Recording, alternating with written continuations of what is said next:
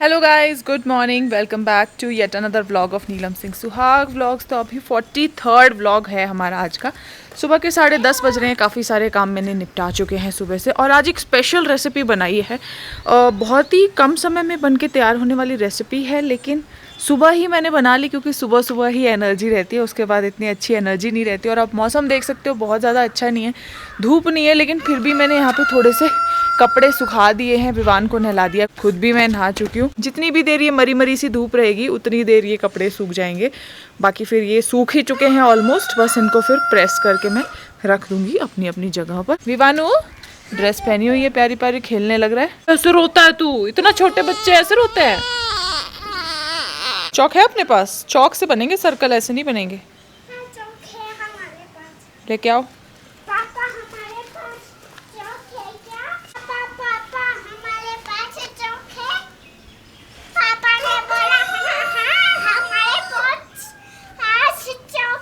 So guys, मैं आ चुकी हूँ नीचे, और कपड़े मैंने ऊपर छत पे ही सूखने के लिए छोड़े हुए हैं। और यहाँ पे ये देखिए, ये जो व्हाइट बोर्ड देख रहे हो ना आप, तो विकास ने विवान को ये व्हाइट बोर्ड के ब्लैक मार्कर्स दे दिए, और आज विवान ने व्हाइट कलर की पैंट पहनी हुई है, तो उसको पूरा उसने खराब कर चुका है। पढ़ाई के नाम पे उसने पूरा अच्छे से खराब कर दिया। और मैंने विकास को बोला भी था कि उसको मत दो मार्कर, लेकिन विकास ने बोला कोई नहीं, पढ़ेंगे लिखेंगे खेलेंगे तो थोड़ा बहुत खराब भी होगा। अभी मैं लंच की तैयारी कर लेती हूँ। लंच में सिंपल दाल बनाऊंगी और रोटी बनाऊंगी। कल हम पूरे 20 दिन के बाद कहीं बाहर घूमने गए थे। विकास ने ऐसे ही बोला कि चलो कहीं बाहर चलते हैं, लॉन्ग ड्राइव में घूमने चलते हैं। विवान ना बहुत ही चिड़चिड़ा हो रहा था घर में बैठे बैठे, ये मुझे भी लग रहा था और विकास को भी ये लग रहा था, क्योंकि 20 दिन से बेचारा कहीं भी बाहर नहीं गया है। छत पे भी जाना थोड़ा यहाँ मुश्किल हो जाता है, क्योंकि यहाँ बारिश ही होती रहती है अक्सर। तो कल मौसम ठीक था और विकास भी टाइम पे फ्री हो गए थे, तो हम लोग गए थे बाहर लॉन्ग ड्राइव पे। तो लॉन्ग ड्राइव पे जाते गए एकदम ऊंचाई पे हम गए थे, और ऐसा लग रहा था वहां से पूरा टाउन अच्छे से दिख रहा है। ऊपर पहाड़ दिख रहे थे, उसके ऊपर बादल दिख रहे थे, और नीचे पूरा टाउन दिख रहा था। तो बहुत ही सुंदर सुंदर नज़ारे थे, और शाम का समय था, सूरज ढल रहा था, सनसेट का भी नज़ारा था। तो वो सारे नज़ारे मैंने अपने कैमरे में कैप्चर कर लिए हैं, और मैंने सोचा था कि मैं आपके साथ शेयर करूंगी। तो चलिए, कल शाम वाले जो सारे नज़ारे हैं गैंगटॉक शहर के, वो आपको मैं पहले दिखा देती हूँ, उसके बाद हम आगे ब्लॉग में बढ़ेंगे।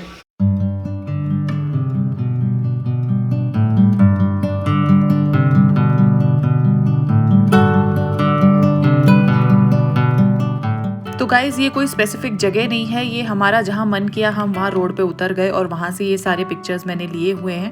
तो आप देख सकते हो शाम के टाइम है, और बहुत ज़्यादा क्लाउड्स हैं, और कहीं कहीं क्लियर स्काई है। तो कितना सुंदर सा नज़ारा लग रहा है। और यहाँ पे हम लोग ऐसे ही वॉक कर रहे थे, तो विकास और विवान भी वॉक कर रहे हैं। अरे कहाँ खड़ा हो गया? और ये विवान के लिए पूरी जो ट्रिप थी बहुत ही मज़ेदार रही। छोटी सी ट्रिप थी, प्यारी सी ट्रिप थी, कोई स्पेसिफिक जगह भी नहीं गए, लेकिन बहुत अच्छा लगा। ये आप सामने देख सकते हो, पहाड़ हैं, पहाड़ों पे बर्फ़ है, और बर्फ़ पे जब सूरज की सनसेट की रोशनी पड़ रही है तो बिल्कुल ऑरेंज दिखाई दे रहे हैं। और विकास और विवान यहाँ आगे आगे चलते जा रहे थे, मैं पीछे आ रही थी। मैं इतना ज़्यादा खो गई थी नेचर में कि मैं भूल ही गई कि ये लोग भी मेरे साथ हैं। तो देखो कितने सुंदर सुंदर प्यारे प्यारे नज़ारे हैं। और जब मैं शूट कर रही थी तो ये एक डॉगी भी मेरे पीछे पीछे आ गया था, तो ये भी देख रहा था और ये कह रहा था कि मेरी भी फ़ोटो ले लो। तो मैंने इसकी भी फ़ोटो ले ली। तो हमने यहाँ पे अच्छा खासा वॉक किया, और इंस्टाग्राम के लिए रील्स भी बनाई। अगर आपने मुझे इंस्टाग्राम पे फॉलो नहीं किया है तो वहाँ फॉलो कर लो। और फिर हम वापस आते वक्त, ये एक झरना है, यहाँ पे भी रुके थे। तो विकास और विवान दोनों देख रहे हैं झरना, विकास विवान को दिखा रहे हैं। मैं पास तो नहीं गई, मैं दूर से ही वीडियोस बना रही थी सारी। तो आप देख सकते हो पूरा कितना अच्छा माहौल है हिल स्टेशन पे शाम के टाइम पे। कमेंट करके ज़रूर बताना कैसा लग रहा है आपको ये सारा माहौल।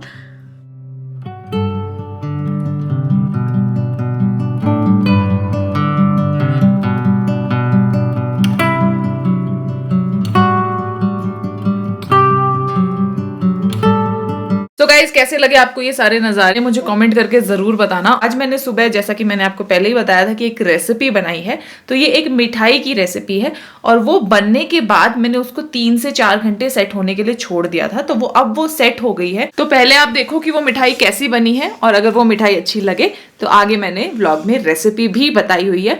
मुझे तो भाई बहुत टेस्टी लगी, बहुत ही यमी लगी, और विवान को भी बहुत टेस्टी लगी। तो चलिए दिखाती हूँ मैं आपको। इस रेसिपी का नाम है इंस्टेंट मलाई केक। तो गाइज़ ये बनाया था मैंने इंस्टेंट मलाई केक। इसकी रेसिपी मैंने यूट्यूब पे कुछ दिन पहले ही देखी थी और मुझे सिंपल लगी, तो मैंने सोचा था कि ये ज़रूर मैं ट्राई करूँगी और बहुत दिन से मीठा खाने का भी कुछ मन कर रहा था। तो चलिए जल्दी से रेसिपी बता देती हूँ मैं। यहाँ पे मैंने 1 लीटर फुल फैट मिल्क लिया है, जो पैकेट का दूध आता है हमारे पास वो लिया है। इसमें 3/4 कप मैंने सूजी डाल दी है और आधा कप के करीब चीनी डाल दी है। चीनी आप कम ज़्यादा कर सकते हो। तीनों चीज़ों को मैंने अच्छे से मिला दिया है। अब इसमें फ्लेवर के लिए मैंने 4 इलायची डाली हैं। अगर आपके पास इलायची पाउडर है तो वो डालिए, मेरे पास अभी पाउडर नहीं था तो मैंने इलायची डाल दी है। तो सबसे पहले इस पूरे मिक्सचर को हमें हाई फ्लेम पे पकाना है जब तक कि दूध में उबाल ना आ जाए। और जैसे ही देखो आप दूध में बुलबुले उठने लग गए, उबाल आने लग गया, तो मैंने फ्लेम को मीडियम कर दिया है यहाँ पे। और मीडियम फ्लेम पे इस पूरे मिक्सचर को और थोड़ा हम गाढ़ा करेंगे। सूजी जो है पूरे दूध को अच्छे से सोख लेगी और ये मिक्सचर गाढ़ा होता जाएगा। एक तरह से ये दूध में सूजी का हलवा कह लीजिए, ये हमारे इंस्टेंट मलाई केक का पहला लेयर बनेगा।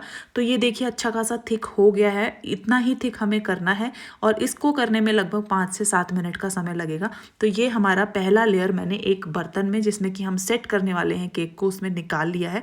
तो पहले लेयर को मैंने चमचे से थोड़ा सा स्मूथ भी कर दिया है। अब हम बनाएंगे दूसरा लेयर। दूसरा लेयर होगा मलाई वाला लेयर, ऊपर वाला, यानी कि रबड़ी वाला लेयर।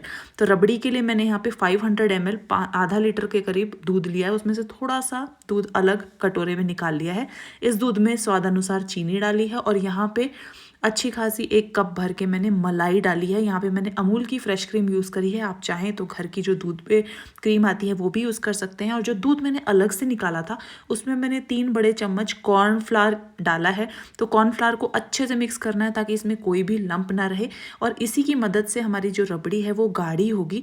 तो यहाँ देखिए इसमें उबाल आ चुका है, तो मैंने फ्लेम को बिल्कुल अब लो कर दिया है। उबाल आने के बाद फ्लेम को बिल्कुल लो ही रखना है। और ये जो कॉर्नफ्लावर और दूध का मिक्सचर था ये इसमें मैंने और अब डाल दिया है।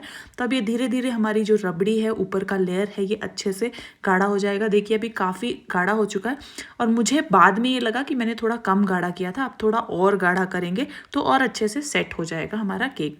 तो मेरे हिसाब से ये गलती रह गई कि थोड़ा सा मेरा गाढ़ा कम हुआ है, लेकिन चलो जैसा भी है, जैसे ही गाढ़ा आपका हो जाए, जितना आपको चाहिए उतना, उसके बाद अच्छे से इसको ठंडा कर दीजिए मिक्सचर को। और पहला लेयर जो हमने बर्तन में डाला था उसके ऊपर हमें ये दूसरा लेयर भी डाल देना है। तो ये हमारे केक के 2 लेयर बिल्कुल रेडी हैं और अब हम इसे गार्निश कर लेंगे। तो मेरे पास कुछ काजू थे, कुछ पिस्ता थे, उनसे मैंने गार्निश कर लिया है। ये बिल्कुल ऑप्शनल है। और जैसे ही थोड़ा सा अच्छा खासा ठंडा हो गया है तो मैंने फ्रिज में रख दिया था इसको। पहले मैंने नॉर्मल फ्रिज में रखा था, बाद में मैंने फ्रीज़र में भी रख दिया था। तो फ्रीज़र में ही रख देना आप, पहली बार में ही 3-4 घंटे फ्रीज़र में रखोगे और फिर इसको केक की तरह आपने काटना है। क्योंकि मेरा पहला लेयर थोड़ा कम गाढ़ा था तो इसलिए इतना इंटेग्रिटी नहीं है, लेकिन खाने में टेस्ट वही है, लाजवाब टेस्ट है। तो आप भी ज़रूर ट्राई करना। जब भी मिठाई की तलब हो तो आप ये दे सकते हो, बच्चों के लिए बहुत बेस्ट है। सो गाइज अभी दोपहर के 3 बज रहे हैं और विवान सो रहा है दूसरे रूम में और मैं यहाँ पे आके ब्लॉग की एडिटिंग कर रही हूँ, वॉइस ओवर कर रही हूँ। और ये ब्लॉग काफ़ी लंबा अब हो चुका है तो इस ब्लॉग को मैं यहीं एंड करना चाहूँगी। एक और ब्लॉग में मैं फिर से मिलूंगी। तब तक के लिए stay happy, stay healthy and stay productive. Bye bye.